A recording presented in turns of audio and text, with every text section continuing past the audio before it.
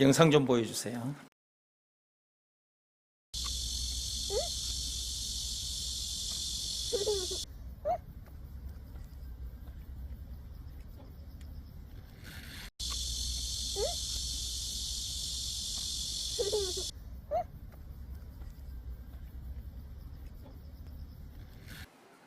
구약성경 948페이지 전도서 1장 14절입니다.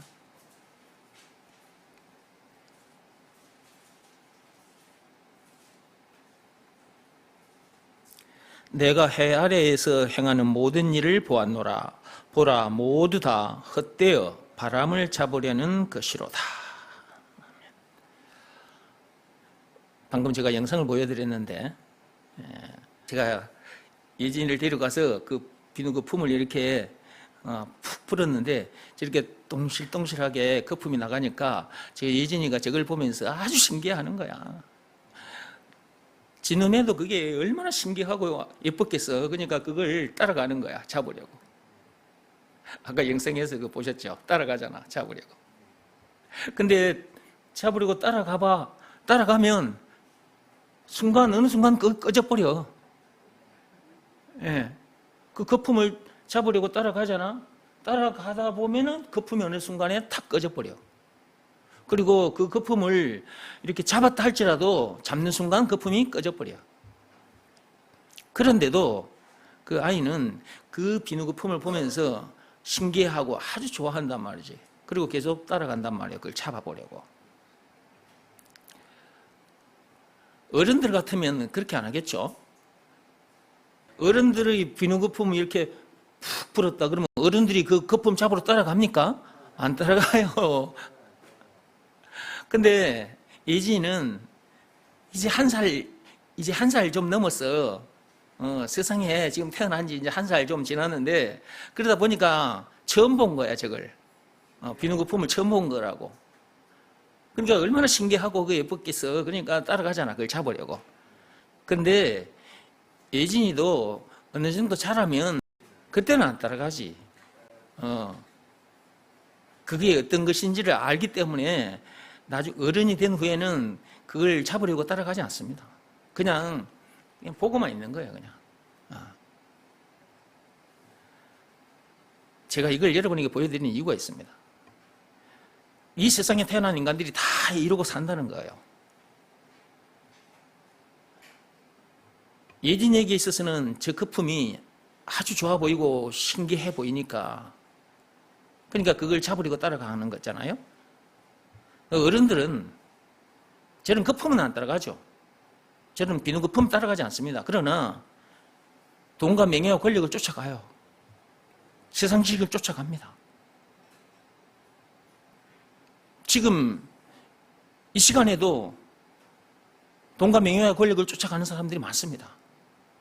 이 예배 시간에도. 그것이 거품과 같은 거예요.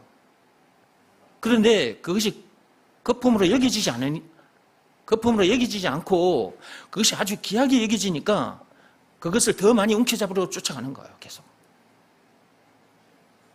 근데 하나님은 그것이 전부 다 비누 거품과 같다는 거예요. 그 잡아봤자 헛되고 헛된 거라는 거예요. 그런데도 사람들은 계속해서 예배 시간에 와서 예배 드리지도 않고 그걸 쫓아가요. 오늘 이 말씀 한번 보시기 바랍니다. 전도서 1장 14절에 내가 해 아래에서 행하는 모든 일을 보았노라. 보라, 모두 다 헛되어 바람을 잡으려는 것이로다. 그런 모든 것들이 바람과 같은 거예요. 아까 그 영상에서 비누 거품 있잖아요.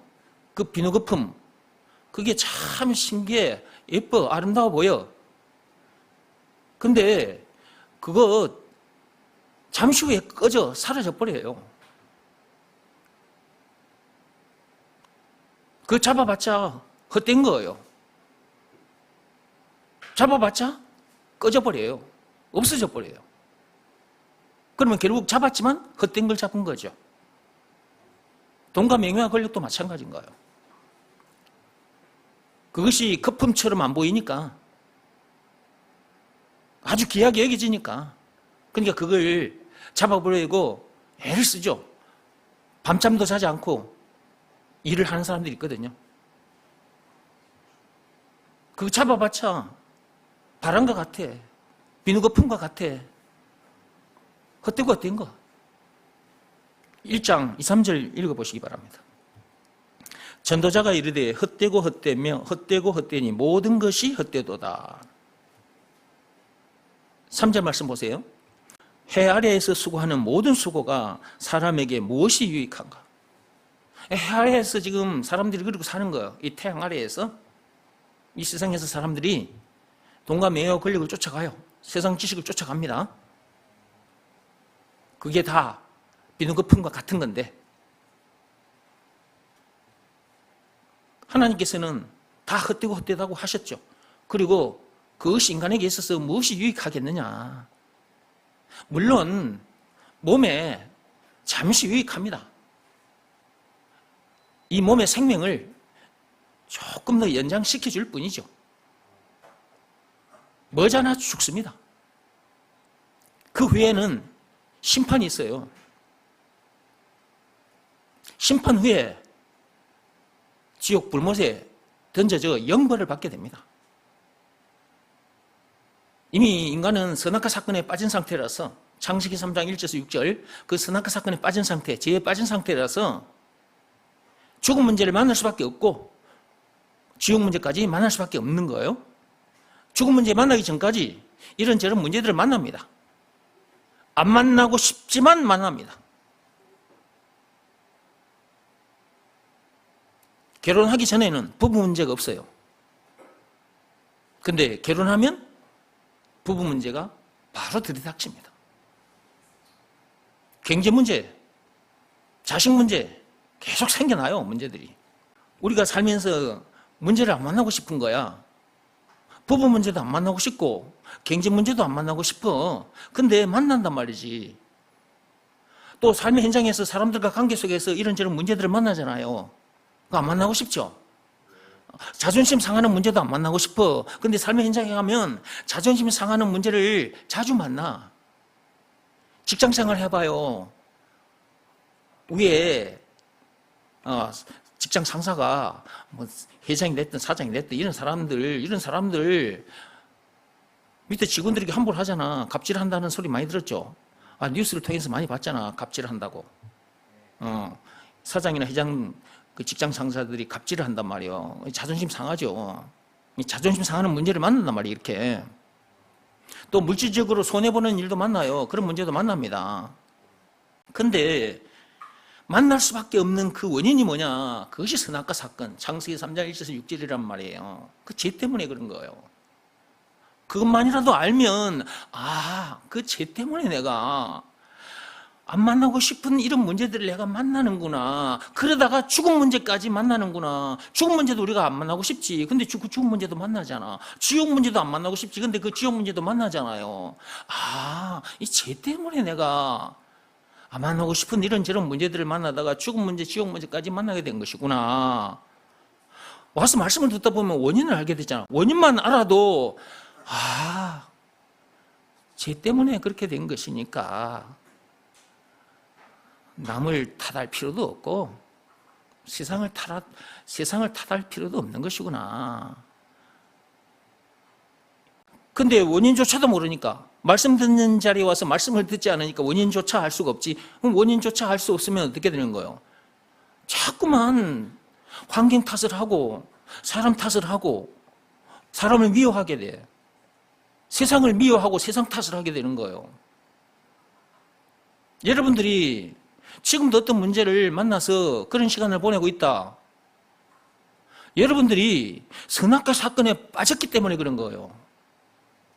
죄에 빠졌기 때문에 그런 거라니까. 앞으로 또 어떤 문제를 만날지 몰라요. 또 그런 문제 만나면 또 막 속이 상해가지고 또 원망 불평을 하고 신경질 짜증을 내고 자기 자신을 막 책망하고 다른 사람을 또 책망하고 미워하고 사람 탓, 환경 탓, 세상 탓을 하게 돼요. 그 시간을 계속 보내게 되면 정신건강, 육신건강이 무너집니다. 누구 손해예요, 그러면? 자기 손해예요. 그러니까 원인이라도 제대로 알면 그래도 좀 나은데 원인조차도 모르는 상태다 보니까 어느 순간 보면 자기 정신건강, 육신건강이 무너져 있는 거야. 그러다가 어느 날 이제 나 같은 사람을 만나서 또 이런 말씀을 듣게 되면 선악과 사건 때문에 내 인생이 이렇게 된 것이구나 하는 걸 이제 알게 되겠죠. 근데 제가 원인만 가르쳐 주냐고요? 답까지 가르쳐 주잖아, 답까지. 죄와 마귀와 죽음 문제를 비롯한 인생의 모든 문제의 답. 그 답이 예수잖아요, 예수. 답이 되어주신 증거. 예수님이 당하신 십자가 사건, 요한복음 19장 1절에서 30절. 예수님께서 그 엄청난 십자가 사건을 당하기까지 해서 죄와 마귀와 죽음 문제를 비롯한 인생의 모든 문제에 답이 되어주신 거야. 부부 문제가 됐든 경제 문제가 됐든 모든 문제에 답이 되어주셨다니까. 답이 되어주신 증거가 있기 때문에 그 예수가 답이라는 것을 안 믿을 수가 없는 거예요. 증거 십자가 사건. 그분이 그 엄청난 사건을 당하기까지 해서 우리들에게 답을 챙겨주셨단 말이죠. 답을 챙겨주시고 우리들에게 예수가 답이라는 것을 믿으라. 구세주, 메시아, 그리스도라는 것을 믿으라고 하셨어요. 이것이 하나님 아버지께서 시키신 일입니다. 요한복음 6장 28, 9절 펴보시기 바랍니다.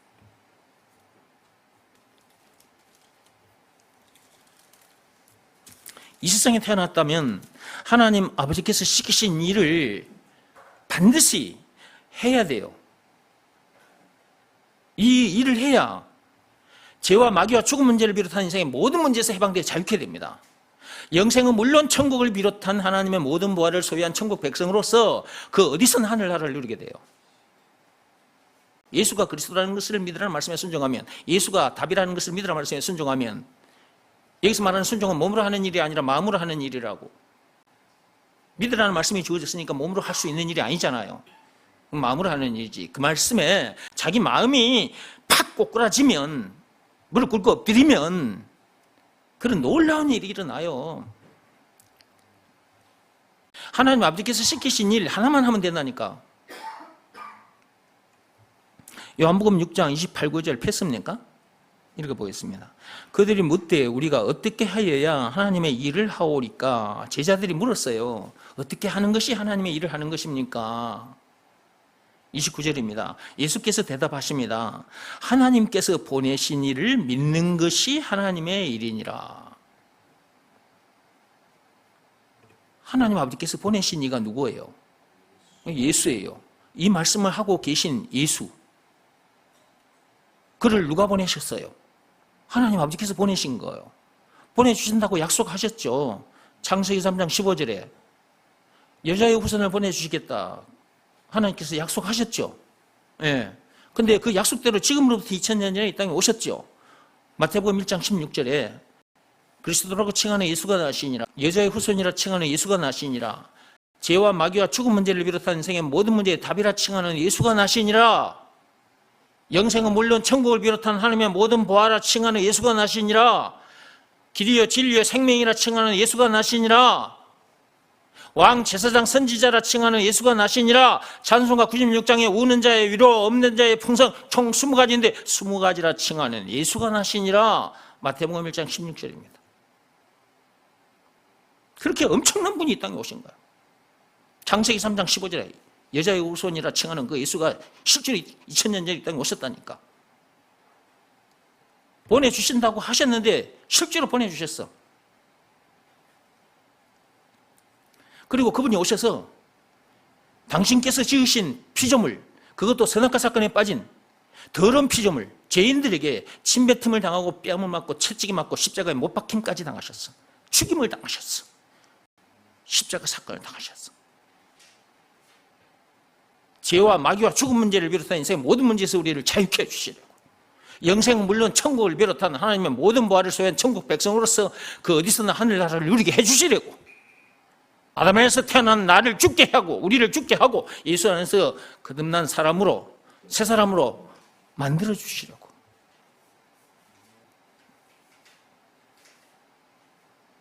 그 엄청난 사건을 당하기까지 해서 우리를 그렇게 해 주셨기 때문에 그분이 우리에게 있어서 구세주, 메시아, 그리스도, 한마디로 예수가 그리스도라는 것을 믿으라고 하신 거예요.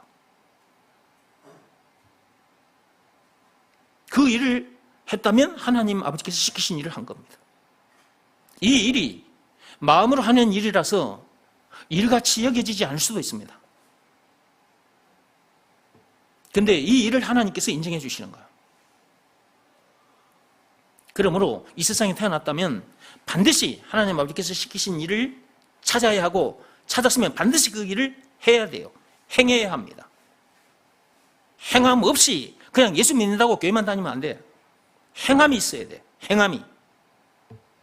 여기서 말하는 행함, 이 행위는 내적 행위, 마음으로 하는 일. 예수가 그리스도라는 것을 믿으라는 말씀이 주어졌으니까 이것은 몸으로 하는 행위, 몸으로 하는 일이 아니잖아요. 이 몸으로 할 수 없는 거예요. 이거는 마음으로 하는 일이지. 그러니까 이 말씀에 우리 마음이 무릎 꿇고 엎드려야 되는 거다 그 말이에요. 근데 이 일을 안 하는 거예요. 사람들이. 내적 행위, 내적 행함, 마음으로 하는 일이 있다는 것을 사람들이 잘 몰라요. 교회 다니는 사람들 중에도 마음으로 하는 일이 있다는 것을 모르는 사람들이 의외로 많습니다. 왜 그러느냐? 강단에 서서 목사가 제대로 가르쳐 주지 않아서 그런 거예요. 그냥 예수 믿으면 된대. 말로만 예수 믿어가지고는 구원 받을 수 없어. 앞에서 말씀드린 그런 엄청난 복을 실제로 누릴 수가 없다고. 행함이 있어야 된다니까. 행함이 없는 믿음은 죽은 믿음이에요. 그 헛된 믿음이라고. 반드시 행해야 돼요. 예수가 그리스도라는 것을 믿으라 말씀에 자기 마음이 무릎 꿇고 엎드려야 된다 그 말이에요. 그 상태에서 예수님을 자기 마음속에 영접하면 그 순간 제사함 받고 성령을 받게 돼. 하나님을 다시 만나게 된다고. 성령을 받는다 그 말은 하나님을 다시 만나게 된다 그 말이잖아. 제사함 받고 성령, 하나님을 만나게 되는 거예요. 그러니까 더 이상 문제될 것도 없는 거죠. 선악과 사건으로 인해서 하나님을 떠났는데 예수가 그리스도라는 것을 믿으라 말씀에 순종했더니 제사함 받고 죄에서 자유케 되고 하나님을 다시 만나게 됐으니 이제 더 이상 문제될 것도 없는 거잖아. 부족함도 없는 거잖아. 이런 사람이 됐기 때문에 이 땅에 머무는 동안 주어진 시간도 재물도 이 육신의 생명까지도 이 몸도 이 내용을 가르쳐주는 일에, 이 복음을 전해주는 일에, 예수가 그리스도라는 것을 가르쳐주는 일에, 이런 사람 되게 해주는 일에다가 이렇게 다 던져놓고 살게 되죠. 이 일은 영원히 썩지 않는 상급을 받는 일이에요. 계시록 20장 12절 말씀의 역사가 예수님께서 다시 오시는 그날 실제로 우리에게 일어납니다. 썩어 없어질 것 가지고 영원히 썩지 않을 것을 구하는 것, 이것이 진짜 지혜로운 자죠. 똥으로 밥을 사는 자가 지혜로운 자예요? 아니면 밥을 가지고 똥을 사는 자가 지혜로운 자인가요? 누가 지혜로운 자인가요? 똥을 가지고 밥을 사는 자가 지혜로운 자인 거죠. 밥을 갖다 주고 똥을 가져온다? 진짜 어리석은 자죠. 세상 사람들이 다 그러고 살아요. 세상 것들 다 똥이에요. 똥. 배설물이에요. 빌립보서 3장 8절 말씀 그대로. 헛되고 헛된 거예요. 영원하지 못해요. 비누거품과 같아요. 다 썩어 없어질 그것을 가지고, 그 배설물 똥을 가지고 영원히 썩지 않을 상급을 바꾸는 거예요. 예수가 그리스도라는 것을 가르치고 전하는 일, 이 일은 영원히 썩지 않는 상급을 받는 일이에요. 그러니까 우리에게 주어진 시간도 재물도 이 육신의 생명 다 썩어 없어질 것 이거 가지고 돈과 명예와 권력 이 모든 걸 가지고 복음 전하는 일에 다 이렇게 던져놓고 살면 하나님이 기뻐하시고 장차 영원히 썩지 않는 상급도 받게 되고 그 영원한 나라에서 영생 복락을 누리게 될 거란 말이지. 그러니까 예수가 그리스도라는 이 말씀이 무슨 말씀인지를 알아야 하고 그것을 믿으라는 말씀에 순종해야 이렇게 지혜로운 자가 되는 거예요. 헛된 일을 하지 않고 영원히 썩지 않는 일을 하게 되는 거예요. 이 일 많이 하다가 장차 천국에서 만납시다. 네, 기도하겠습니다.